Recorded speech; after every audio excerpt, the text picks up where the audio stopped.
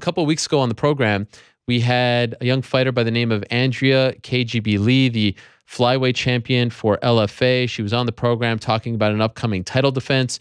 Also talked about The Ultimate Fighter, which is featuring the flyweights right now, talking about a potential move at some point in the future to the UFC. We talked about a whole bunch of things.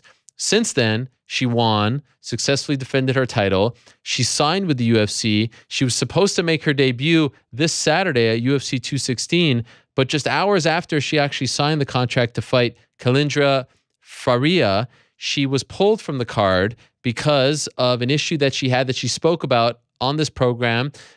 She failed the drug test around a year and a half ago for a diuretic. And per the UFC USADA anti-doping policy, if you have a prior offense on your record outside of the UFC and are signed to the UFC, you have to go into a 6-month testing pool, clear that, and then you can debut. If you don't have any issues on your resume, you need just 1 month, or the UFC can bypass that 1 month if it's a short notice replacement type of scenario. That's what we initially thought this was, but then this new policy was brought to light. 6 months, so she's not fighting at UFC 216. She is signed to the UFC, but now has to wait 6 months and go through that testing, that random testing, to be able to fight mid-year next year inside the octagon. So I wanted to talk to Andrea Lee about all of this. She is kind enough to join us via the magic of Skype, and there she is. Her Skype works this time. Hey, Andrea, how are you? Yes. Good. How are y'all? I'm doing great. Thank you very much for joining us. So a lot has happened since we talked just 2 weeks ago.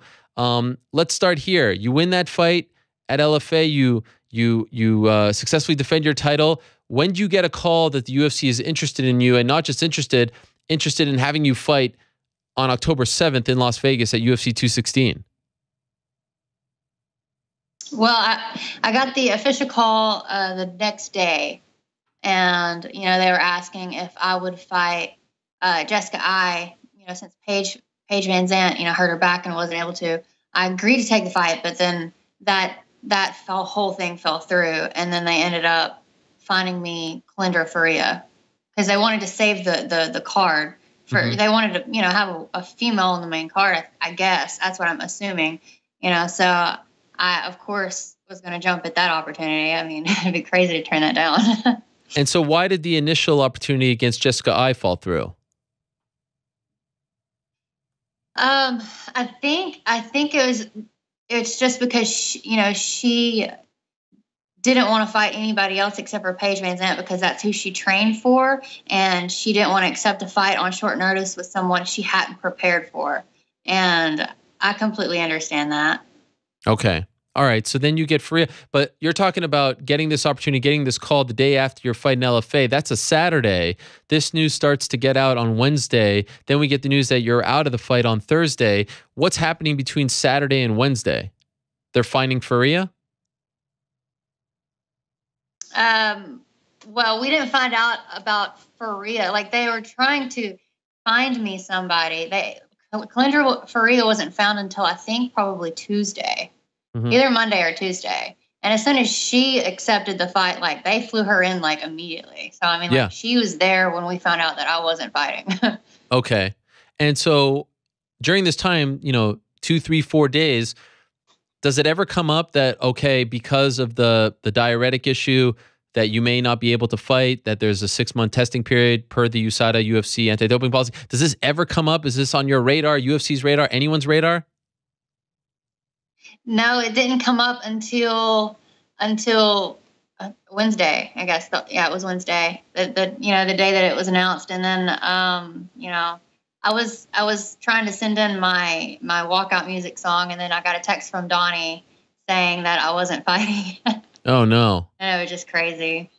So what was that like? I thought that because I had already served my suspension, that all I needed to do was pay the fine that I still owed to the Nevada Commission, and I figured they would just take that out of my purse. Whatever I fought, whenever I fought, I figured they'd just take it out, and that would be it. But then I got I'm surprised you got to go under a whole 6-month USADA testing pool. How did you react to that? You're now like getting prepared. I mean, your fight is in a little over a week. You're getting mentally prepared. You're excited, clearly. and then it's taken away. How did you react to that? I mean, I was kind of like rolling around on the floor, like throwing a little tantrum. I was pretty upset. I was like hitting my head with my phone, and I'm just like, no, I mean, I was being a big baby. Okay. Why did this fight have to come under these circumstances? Like, why initially was it such short notice? They just really wanted to fill. I mean, I think there's still 12 fights on the card. Did you ask, even before the USADA thing came up, did you say, like, why do I have to make my debut on less than 2 weeks notice? I just fought. Can I fight in November? Can I fight on another card? I mean, and none of it completely makes sense to me. I don't understand it. I mean, I've already fought 4 times this year, and I've been tested in every, in every single fight. And if I had known that this was part of the whole ordeal, whenever I came off my suspension, I would have started that whole USADA testing pool immediately. I wish I had have known. But I think I don't know, it feels kind of like double jeopardy, I mean, I've already served my suspension time, and now, I mean, I kind of got to do it again, it seems. Are you bothered by the fact that, we talked about the issue a couple weeks ago on the show and what happened, and you saying that, this was a mistake, you're not a PED user, et cetera. And now, like, this kind of comes back to light, and you kind of have to address it again and pay for it again. And this is sort of your introduction to the UFC fans. Does that bug you? Does it feel like you're kind of being, punished twice here? You're getting embarrassed for it all over again? Yeah, it really does. It's like reopening old wounds, and that's finally been, to me, I thought that was like brushed under the rug. Nobody was really talking about it anymore.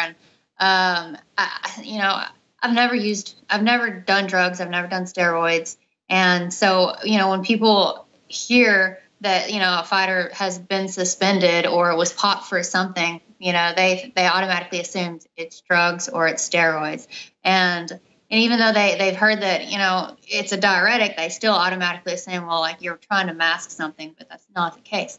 It is upsetting, that I'm having to, like, just ignore all the negative feedback. It's not too bad though, but I mean, there's some haters out there, and it definitely, to me, it feels, it looks bad. Trying to sign, my UFC contract, and a huge light, is like being shined on me, and everybody was talking about this, me fighting on UFC 216, and then that gets kind of stripped away, and then the whole testing thing pops back up. I don't know. Yeah, it kind of, it does chap my hide a little. What was that? Chap your what? Chap my hide.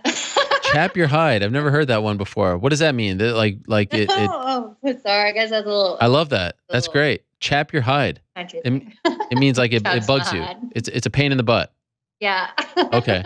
That's a great one. I'm going to use that one, and no one will understand what I'm talking about here in New York.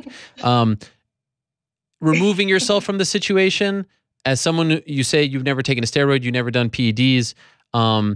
Do you like this rule as someone who competes in the sport? If you do have a prior offense, you do need to go through this process for 6 months to make sure that you're not abusing anything, that you're not cheating, and then you could come fight with the rest of us in the UFC. Do you even though I know it's tough and it's embarrassing and you're upset, can you remove yourself from the situation and say, oh, I do like the fact that this is actually in place in this organization?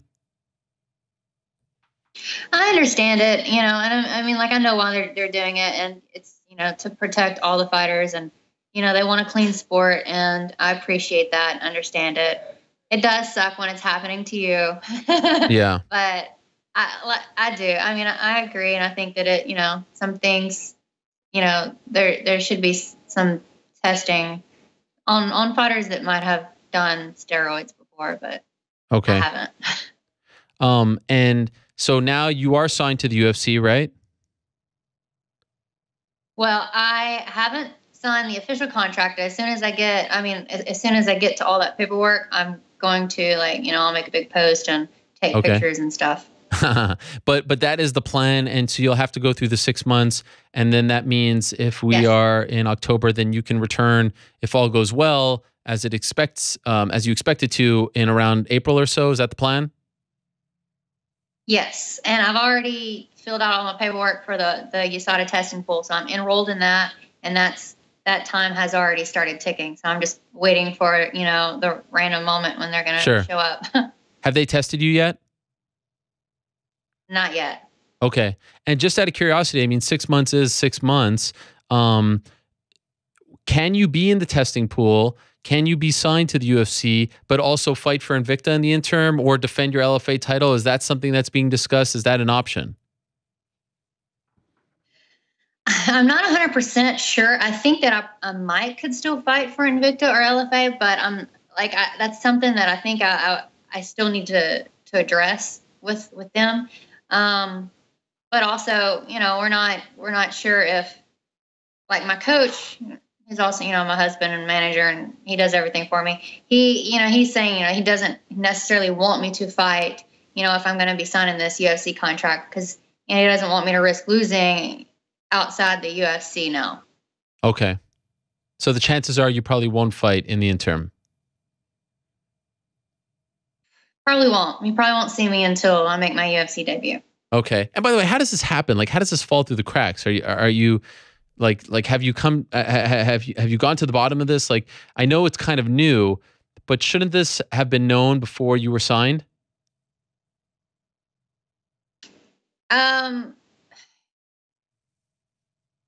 I mean, they don't know. I guess the UFC doesn't know what tests and stuff the fighters have gone through. I've heard that it's happened before. I think with like Angela Hill. I'm not sure what her circumstances were, but it was a similar situation where she got UFC fight, but then couldn't take the fight because she had to do some testing, something like that. Yeah, it's a little different now, but I get your point. So obviously, It's not the first time. Okay, fair enough. I think your situation is a little different because they changed the rules since the Angela Hill situation. So I guess they're this relationship is somewhat new. I get it. I was just wondering if it kind of fell through the cracks, if anyone apologized to you for making you get your hopes up and then getting the opportunity taken away. Are you content with the way this has been resolved? How would you put that into words? I know it's tricky. You don't want to piss off anyone, but how would you verbalize it? I have been apologized to, and I'm content.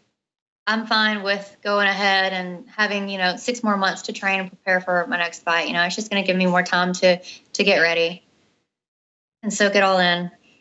But what's that UFC sign that you have? Looks like you're in a bar of some sort. What is that behind you? That's you have the Bud Light? Yeah. We've had that for a long time. A friend of ours gave it to us, and it's just kind of like on our wall. Wow. I feel like I see that at events or something. Oh, that's in your kitchen? Well, yeah.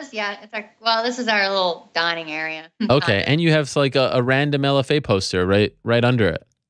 I think that's LFA. Yeah, we got some other like fight stuff up there and a Coke machine over there. Yeah.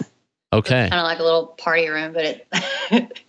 What a roller coaster of emotions that must have been. Like the word gets out and everyone's congratulating you and then it's taken away. Strange 24 hours, right?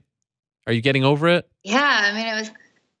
I'm still trying to check all my messages and respond to everybody, because like you said, I got like a lot of congratulations and then a lot of like apologies. Oh man. Say like, hey, congratulations, and they're like, oh, I'm sorry, but still congratulations. Yes. It's kind of weird in that sense because you are in the UFC, but you were supposed to debut. Are you going to watch 216, or is it a little too personal now? Nah, I'm still going to watch it. Okay, fair enough. And do you want Faria as your debut, or you don't really care? It doesn't really matter to me. Okay. I was looking forward to fighting with her, but it doesn't matter to who I get for my debut, just as long as I get an opponent. And now that you have 6 months to prepare, can we also put in the request to have you walk out with the cowboy hat and, have your personal style? Because I feel like you have to put in that request early. Have you done that already? We're working on that. Okay. We're working on that. Like, we have to like fill out a bunch of paperwork and we have to explain, what the hat means to us, and Oh, Okay, so you've actually started the process. Yes. Oh my. Okay. We have. We just haven't signed. We haven't signed the dotted line on the actual contract. Okay, this is exciting because some fighters in the past have expressed some disappointment that they couldn't wear their personal items. Are we going to be able to rock KGB on our attire as well, or is that pushing it? I don't know. That might be pushing it. Okay, Does all right. everybody get to use their nickname? That's a good question. I think some of the Brazilians get to, but I would have to pour through the data.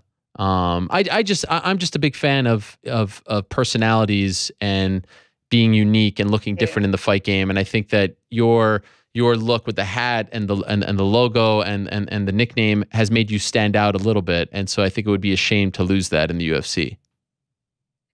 I know. I think it would too. And I mean, it's part of me now. It's my whole persona, and I would hate to not be able to use the KGB, but as long as they let me use the hat, I'll be happy. Okay, fair enough. That's a good compromise.